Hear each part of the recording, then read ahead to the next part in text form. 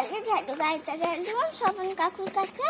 স্বপন কাকু অপমান করে ভাগিয়ে দিল, একটাও পয়সা দিল না।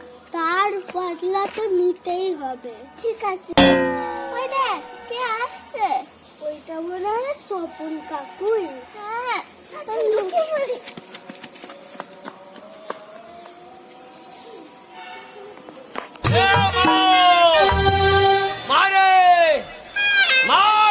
খুলে দেখে তোরে হাবল এসেছে, হাবল এসেছে। যা গরম পড়েছে, এই গরমে কাজ করা যায়?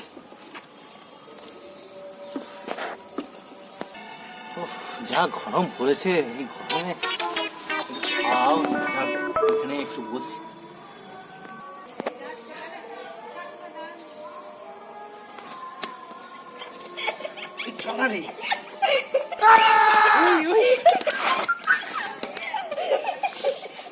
বাবরে হাঁপিয়ে গেছি রে গরমে।